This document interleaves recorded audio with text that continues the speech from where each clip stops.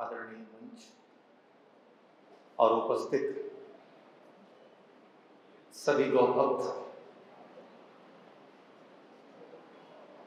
मैं कामधेनु गौधाम से तब से जुड़ा हुआ हूं जब केवल यहां पर एक छोटी सी गौशाला होती थी।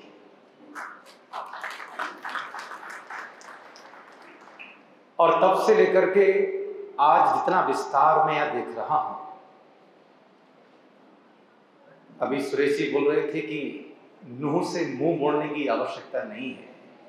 एसपी गुप्ता जी के लिए बहुत बहुत साधुवाद देना चाहता हूं कि उन्होंने नूह में ऐसे वेलनेस सेंटर को खोल करके अपने जीवंत आत्मा का शक्ति प्रदर्शन ही किया है। कामधेनु उस गाय का नाम है जिसके नाम का श्रवण करने मात्र से हमारी सभी प्रकार की मनोकामनाओं की पूर्ति हो जाती है। कामधेनु वो गाय है जिसके कान में यदि आप कोई अपनी मनोकामना बोल देते हैं तो आपकी मनोकामनाओं की पूर्ति हो जाया करती है। और उस कामधेनु गाय के दर्शन यदि भारत की वसुंधरा पे आपको कहीं मिलते हैं तो वो कामधेनु गौधाम आपकी अपनी गौशाला में मिलते हैं। आप पूरे विश्व में घूम करके आ जाएं, विश्व में किसी भी देश को कभी आपने इस नाम और संज्ञा के साथ नहीं सुना होगा। कभी सुना अमेरिका माता, इंग्लैंड माता, ब्रिटिश माता? पूरे विश्व के नक्शे पर केवल एक देश है जिसको हम अपनी मां का दर्जा देते हैं, वो देश है भारत।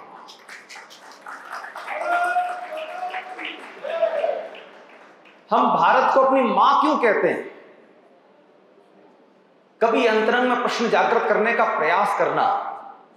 हमने अपने राष्ट्र को, अपनी पुण्य वसुंधरा को वो गौरव प्रदान किया है जो हम अपनी मां को गौरव प्रदान करते हैं। और उसके पीछे सबसे बड़ी वजह यह है कि पूरे विश्व में तमाम देशों में आक्रांता गए और वहां की पूरी संस्कृति बदल दी।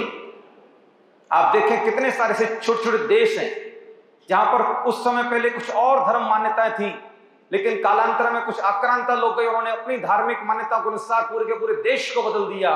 पूरे विश्व के नक्शे पर केवल एकमात्र भारत है जहां पर समय समय पर तमाम तरह के आक्रांता आते रहे, लेकिन भारत ने कभी अपनी अस्मिता और कभी अपनी संस्कृति को विस्मरण नहीं किया। तब से लेकर के आज तक मुगलों ने कितना कुछ किया, कितने सारे राज्यों के, कितने सारे नगरों के, गांवों के नाम बदल दिए, कितनी सारी बिल्डिंग्स तोड़ दी, मंदिर तोड़ दिए, लेकिन उसके बाद भी आज भी भारत जीवित है। और उसके पीछे वजह है क्योंकि हम भारत को अपनी मां मानते हैं। इससे बड़ा दर्जा दूसरा नहीं हो सकता, इससे बड़ी उपमा दूसरी नहीं हो सकती। और आज इस मंच पर भारतीयता को जन जन तक पहुंचाने का जो प्रयास कर रहे हैं वे सभी लोग मौजूद हैं। गाय हमारे नीति ग्रंथों में गाय को कहा गावो विश्वस्य मातरः। गाय केवल अपने बच्चे की, अपने बछड़े की मां नहीं होती, बल्कि गाय को पूरे विश्व का मां कहा। कुछ कथानक आप लोगों ने सुने होंगे कि किसी ने किसी से पूछा कि दूध किसका अच्छा है, तो उस विद्वान मनीषी ने कहा कि दूध तो भैंस का अच्छा है। प्रशिक्षक ने पुनः प्रश्न पूछते हुए कहा कि आप तो दुनिया भर में गाय की प्रशंसा का गुणगान करते हैं, आपने कहा भैंस का दूध अच्छा है। बोले गाय का दूध नहीं होता, गाय का तो अमृत होता है जो हमारे जीवन को अमृतत्व प्रदान कर दे। तो ये बहुत बड़ी बात है। कामधेनु आयुर्वेदिक वेलनेस संस्थान का आज उद्घाटन करने का और इस उद्घाटन सत्र में आप सभी को सम्मिलित होने का जो सौभाग्य प्राप्त हो रहा है। यूं तो देश भर में तमाम प्राकृतिक चिकित्सालय या वेलनेस सेंटर खुले हुए हैं, लेकिन पूरे भारत में एकमात्र ऐसा ये वेलनेस सेंटर है जहां पर आपको सुबह सुबह गाय के रवाने की आवाज आएगी, गौ ध्वनि सुनने का आपको सौभाग्य प्राप्त होगा। यहाँ गौशाला भी है और वेलनेस सेंटर, यानी कि अपने जीवन को कैसे हम कायाकल्प कर सकते हैं, कैसे अपने जीवन को रूपांतरित कर सकते हैं। प्राकृतिक विधियां सुबह से लेकर शाम तक हमारी नित्यचर्या क्या होनी चाहिए, हमारी जीवनचर्या क्या होनी चाहिए, जो प्राकृतिक रूप से हमारे आचार्यों ने, हमारे मनीषियों ने हमें बताई।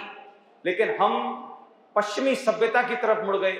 न हमारे सोने का समय है, न जागने का समय है, न सुबह उठने का समय, न रात को सोने का समय, न कोई खाने का समय। अभी हम जब गौ पूजन कर रहे थे तो एक गाय को उसके सामने हमने चारा प्रस्तुत किया, गाय ने नहीं खाया। गुप्ता जी ने बताया उसका पेट पहले ही भर गया है। और एक बार जब किसी भी पशु का, किसी भी जानवर का जब पेट भर जाता है, उसकी उदर पूर्ति हो जाती है, उसके सामने कितना भी अच्छा भोजन पड़ा रहे वो उसे सेवन नहीं करता है। लेकिन हमारी इंसानी फितरत एकदम से चेंज हो गई है। हमारा भोजन करने का कोई समय नहीं है। हम भोजन कब करते हैं?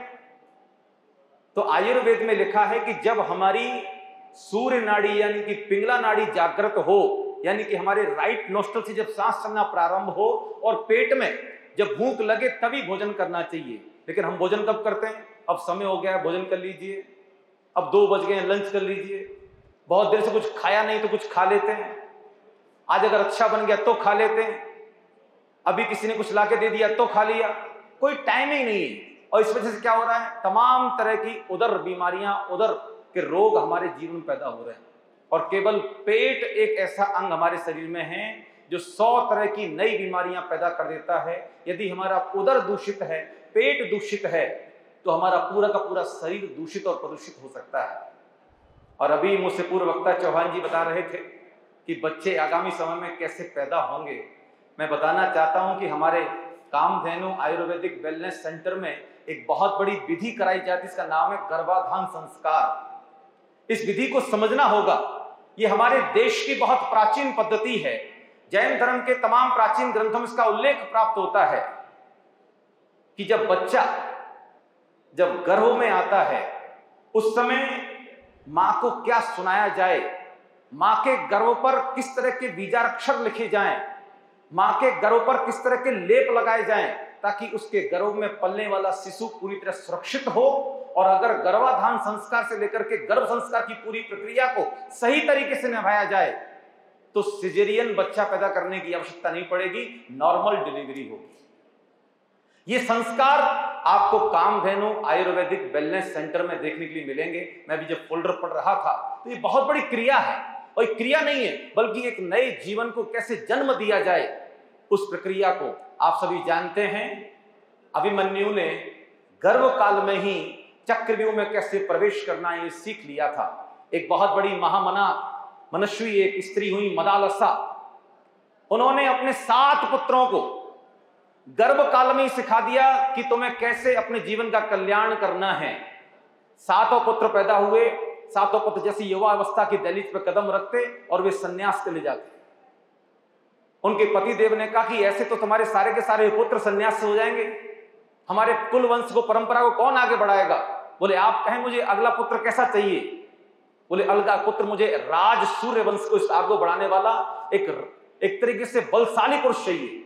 जब अगला बच्चा जब गर्भ में आया तो मदालसा ने शस्त्र विद्या सीखना प्रारंभ कर दिया, अस्त्र विद्या सीखना प्रारंभ कर दिया, युद्ध में कैसे प्रवेश करते हैं ये सीखना प्रारंभ कर दिया। तो अगला जो बच्चा पैदा हुआ वो पूरी तरीके से राजकीय कार्यों से समृद्ध बलशाली पुत्र पैदा हुआ। निश्चित रूप से कामधेनु आयुर्वेदिक वेलनेस संस्थान आगामी समय में जो कीर्तिमान स्थापित करेगा। अभी हम जब पूरा विजिट कर रहे थे, देख रहे थे, एक एक कक्ष, एक एक रूम को यदि आप जाकर के देखें तो मुझे लगता है कि एक एक कमरा किसी 5 स्टार रूम से कम नहीं लगता। किस तरीके से उसको मेंटेन किया हुआ है, हॉस्पिटल लगता ही नहीं, ऐसा लगता है कि आप किसी 5 स्टार होटल में घूम रहे हैं। सर्व आधुनिक सुविधा संपन्न ये वेलनेस सेंटर केवल गुप्ता फैमिली के लिए नहीं है बल्कि देश और पूरे विश्व भर के लोगों के लिए है। जो लोग किसी भी छोटी बीमारी या किसी भी गंभीर बीमारी से पीड़ित हैं और वो संपूर्ण आरोग्य चाहते हैं तो वे वेलनेस सेंटर में आकर के अपना पूरा कायाकल्प कर सकते हैं। मैं एक बात आपसे भी से कहना चाहता हूं कि जीवन में सबसे बड़ी संपत्ति धन दौलत, रुपया, पैसा, बहुत बड़ी गाड़ियां, मकान, आलीशान बंगले नहीं है। यदि आपका स्वास्थ्य ठीक नहीं है, यदि आपका शरीर अस्वस्थ है तो कितना भी पैसा आपके पास पड़ा रहे, कितनी भी धन संपत्ति आपके पास में रहे, कितने भी आलीशान बंगले आपके बने रहें, यदि शरीर ठीक नहीं है तो आप उनका सुख नहीं भोग सकते। इसलिए हमारे पूर्वाचार्यों ने कहा, पहला सुख निरोगी काया। और यदि आपको अपना शरीर निरोग रखना है तो आपको पुनः अपनी जड़ों की तरफ लौटना पड़ेगा, भारतीयता की तरफ लौटना पड़ेगा, भारतीय संस्कृति की तरफ लौटना पड़ेगा, प्राकृतिक चिकित्सा विधियों को अपनाना पड़ेगा, ताकि हमारा शरीर पूरी तरह से स्वस्थ रहे, निरोगी रहे, बीमारी ना पड़े। मैं एक प्रश्न आपसे इसे पूछना चाहता हूं, बीमारी होने के बाद चिकित्सा कराना अच्छी बात है या बीमार ही ना हो ऐसा काम करना अच्छी बात है? हम कभी बीमारी ना पड़े, हमें ऐसा जीवन जीना चाहिए। ऐसा जीवन जीना है तो हमें योग विद्या को समझना होगा, हमें प्राकृतिक चिकित्सा विधि को समझना होगा। अगर हम प्राकृतिक चिकित्सा पद्धति को अपने जीवन में अंगीकार करते हैं, योग विद्या को अपने जीवन में अंगीकार करते हैं, तो ये 100% दावे के साथ कहता हूं कि कभी कोई बीमारी आपके शरीर में प्रवेश ही नहीं कर सकती। आपका शरीर इतना बलिष्ठ, इतना स्वस्थ हो जाएगा कि कोई बीमारी यदि आपके करीब भी आएगी तो दूर से ही पलायन कर जाएगी। कोरोना पैंडेमिक में हम सभी ने देखा किस प्रकार से लोग अपनी युवा अवस्था में ही इस दुनिया से विदा हो गए। निश्चित रूप से शारीरिक कमजोरी एक बहुत बड़ी वजह बनी। कोरोना वायरस ने अपना प्रभाव दिखाया, लेकिन वायरस इतना प्रभावशाली था, लेकिन साथ ही साथ हमारा शरीर इतना कमजोर था कि हमें इस दुनिया से विदा होना पड़ा। लेकिन यदि हम प्राकृतिक चिकित्सा पद्धति के अनुसार केवल प्राण साधना विधि को अंगीकार कर लें, श्वास कैसे लेनी है, कैसे छोड़नी है, हमारा आहार पान क्या होना चाहिए, हमें सुबह क्या लेना चाहिए, शाम को क्या लेना चाहिए, दोपहर में क्या लेना चाहिए, पानी कितना पीना चाहिए, इस विधि को यदि हम समझ लें तो फिर मैं कहूंगा कि हमारा शरीर अंदर से इतना मजबूत हो जाएगा, इतना स्ट्रांग हो जाएगा कि किसी प्रकार का कोई वायरस का इंफेक्शन हमारे ऊपर अपना प्रभाव नहीं डाल सकता। कामधेनु आयुर्वेदिक वेलनेस संस्थान में आप कम से कम 3 दिन रहें, 7 दिन रहें और इस कायाकल्प की विधि को सीखें, समझें और फिर उसे अपनी लाइफ टाइम उसे अंगीकार करते रहें, रोजाना करते रहें, तो निश्चित रूप से जो सबसे बड़ी संपत्ति है स्वास्थ्य, उसे आप हमेशा अपने पास रख सकते हैं। आज कामधेनु आयुर्वेदिक वेलनेस संस्थान के उद्घाटन के सत्र के अवसर पर मैं यहाँ उपस्थित सभी दानवीरों को अपनी तरफ से मंगल आशीर्वाद और शुभकामनाएं संप्रेषित करता हूं। जिन लोगों ने इस संस्थान को खड़ा करने में हर तरीके से सहयोग किया है, चाहे छोटा सहयोग हो चाहे बड़ा सहयोग हो, सहयोग की भावना अंतरंग पैदा हो रही है, बहुत बड़ी बात है।